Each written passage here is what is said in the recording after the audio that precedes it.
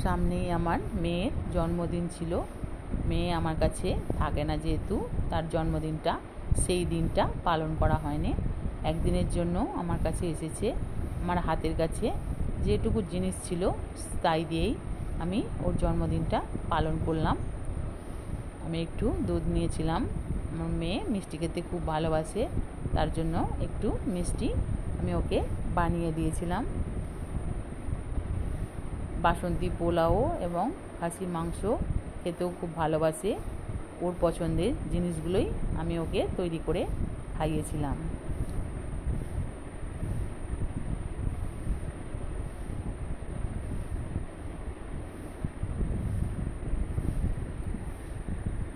বাসন্তী পোলাওর জন্য আমি 2 বাটি চাল নিয়ে নিয়েছি। 2 বাটি ইন্ডিয়া গেট বাসমতি চাল নিয়ে নিলাম। একটা সুতির কাপড়ে ভালো করে চাড়িয়ে কিছুক্ষণের জন্য শুকনো করে নেব। এদিকে আমার মাংসটাকে আমি ম্যারিনেট করে রেখে দিয়েছি।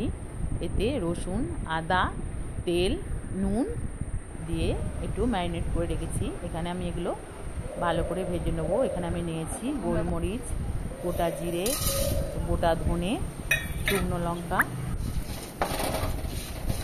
এগুলোকে আমি তেলে ভেজে নিচ্ছি। ভালো করে ভেজে এতে রসুন দিয়ে দিলাম। রসুন দিয়ে ভালো করে একটু ভেজে নিয়ে এগুলোকে আমি মিক্সার গ্রাইন্ডারে দিয়ে দেব। আমি এতে তেল দিয়ে দিলাম, দিয়ে এবার পেঁয়াজগুলো দিয়ে দিচ্ছি। খাসির মাংস একটু বেশি পেঁয়াজ না হলে, রসুন পেঁয়াজ না হলে খেতে ভালোও লাগে না।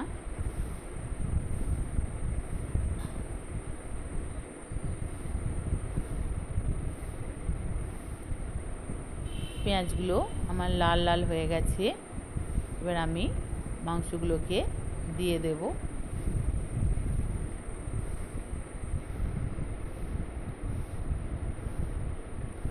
খাসির মাংস এবং বাসন্তী পোলাও রেসিপিটা আপনাদের সঙ্গে শেয়ার হয়ে গেল। আমার মেয়েকে খাওয়ানো হলো, আবার আপনাদের সাথে শেয়ার করাও হয়ে গেল।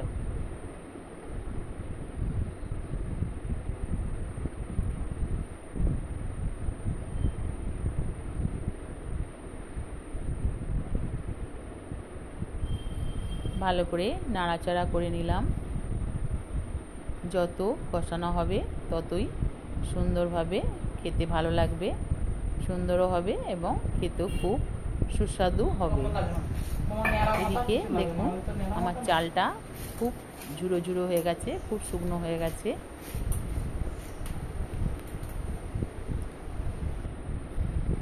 আমি কিছুটা ঘি নিয়ে নিয়েছি। ঘিটাকে গরম করে নিলাম। গরম করে এতেই হলুদ দিয়ে আমি ভালো করে চালটার সঙ্গে মাখিয়ে নেব।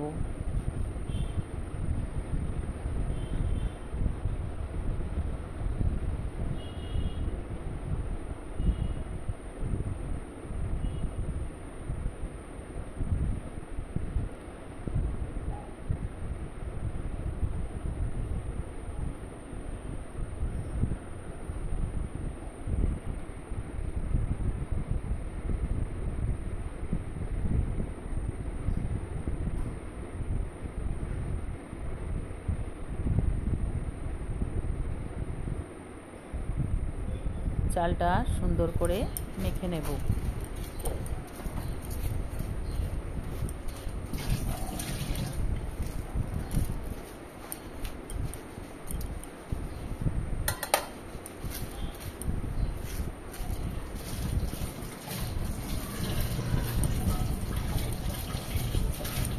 চালটা মাখা হয়ে গেলে এতে 1 চামচ আদা বাটা এবং 1 চামচ মতো, 1 চামচ কি 1.5 চামচ ছোটো চামচে গরম মশলা দিয়ে আবারও আমি ভালো করে এটাকে মেখে নেব। একটু আদা বাটা দিলাম,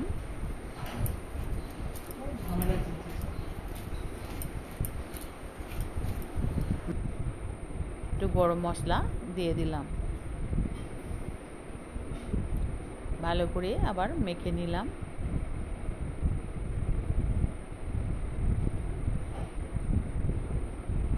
সেদিন আবার খুব সমস্যাও হয়ে গেছিলো, কারেন্টও চলে গেছিলো, সারাদিন কারেন্ট ছিল না, আমাদের খুবই সমস্যা হয়েছে।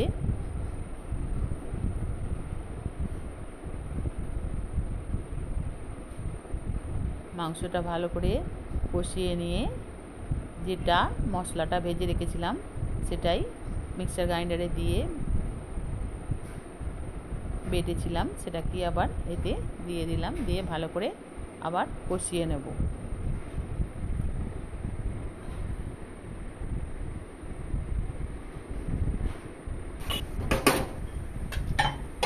এদিকে পোলাওটা বসানোর জন্য আমি হাঁড়িতে সাদা তেল দিয়ে দিলাম এবং এলাচ, দারুচিনি, লবঙ্গ দিয়ে দিলাম।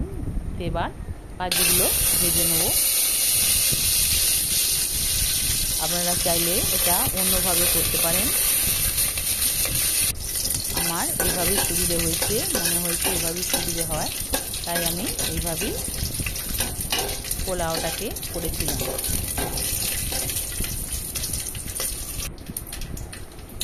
মাংসটা আমার কষানো হয়ে গেছে, এবার আমি এটাকে কুকারে দিয়ে দেব।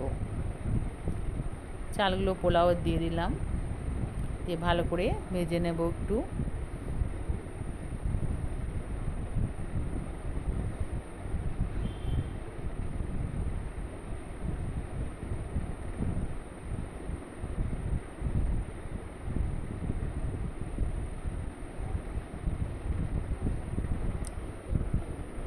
রেসিপি দুটো যদি ভালো লাগে তাহলে লাইক করবেন, সাবস্ক্রাইব করবেন।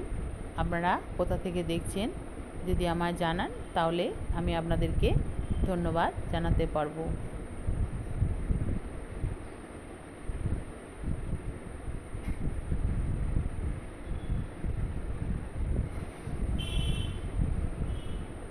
আমি যেহেতু 2 বাটি চাল নিয়েছিলাম, সেই জন্যে 4 বাটি আমি এখানে জল দিয়ে দিলাম।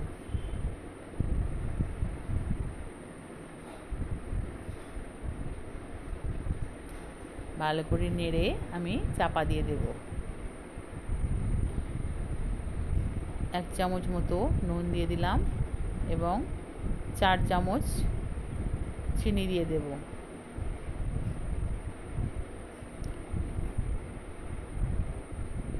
আপনারা যদি আরও বেশি মিষ্টি খেতে চান আরও 2-3 চামচ দিয়ে দিতে পারেন। আমি একটু মিষ্টিটা কম খাই, তার জন্য আমি 4 চামচ চিনি দিয়েছি।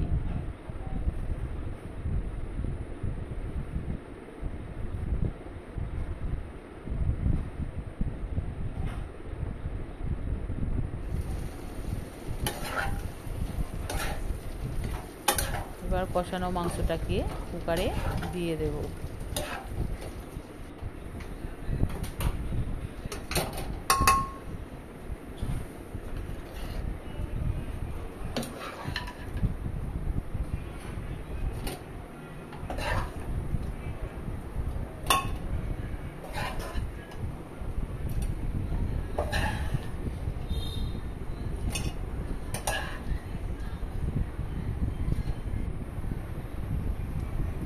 সিটি দেবার আগে এতে আমি 2 চামচ গরম মশলা এবং 1 চামচ ঘি দিয়ে দিলাম।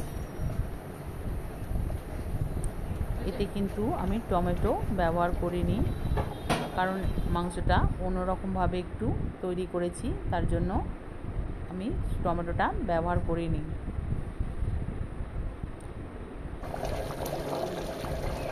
রেডি হয়ে গেছে, দেখুন কেমন ফুটছে। এবার আমি এটাকে নামিয়ে দেব। দেখুন আমরা মা বেটিতে খেতে বসে গেছি।